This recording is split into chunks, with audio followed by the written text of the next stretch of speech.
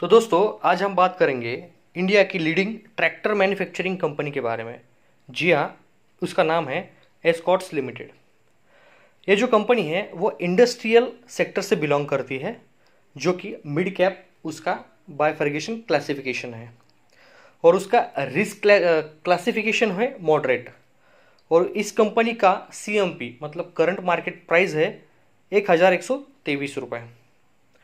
तो कंपनी के प्रोडक्ट जो है वो बेसिकली ये कंपनी मैन्युफैक्चर करती है agriculture tractor, construction equipments, earth moving equipments, hydraulic equipments, automobile stock absorbers, brake block और ऑल टाइप ऑफ ब्रेक जो कि रेलवे के लिए होते हैं।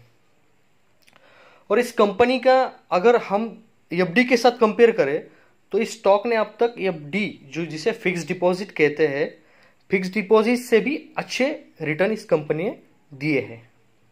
और इस कंपनी में मिस्टर राकेश झुंझुनवाला, जिन्हें इंडिया का बिग बुल कहा जाता है, उनकी भी इस कंपनी में अपनी निवेश है जो कि तकरीबन 4.75% है। अगर मान लो इस कंपनी का जो फाइनेंशियल ईयर है 2020 में इस कंपनी को तकरीबन 472 करोड़ का फायदा हुआ है। तो मतलब इससे आपको पता होगा कि इस कंपनी कितनी स्ट्रांग है, कंपनी कितनी आगे जाने की दमखम इस कंपनी में रखती है। तो आइए अब हम जानते हैं कंपनी के इसेंशियल।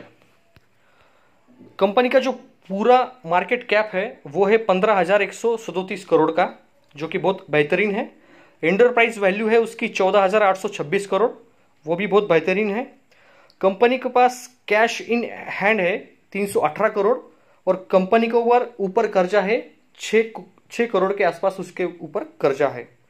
तो वो भी आपको कंपनी इसेंशियल बताती है कि बेहतरीन कंपनी है, तो उसमें हम इन्वेस्ट कर सकते हैं। तो आगे हम बात करेंगे कंपनी के शेयर होल्डिंग पैटर्न के बारे में। कंपनी में टोटल प्रोमोटर होल्डिंग है 36.59%। म्यूचुअल फंड की होल्डिंग है 5.35%। और म्यूचुअल फंड के बारे में अगर हम जान ले तो लास्ट 3 महीने में, मतलब लास्ट के 3 महीने में जो इस कंपनी के म्यूचुअल फंड की होल्डिंग है वो इस कंपनी में थोड़ी कम हुई है। जो कम हुई है उसका परसेंटेज है 1.59%। ओके।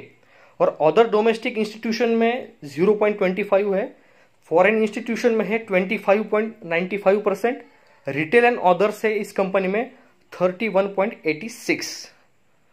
ओके।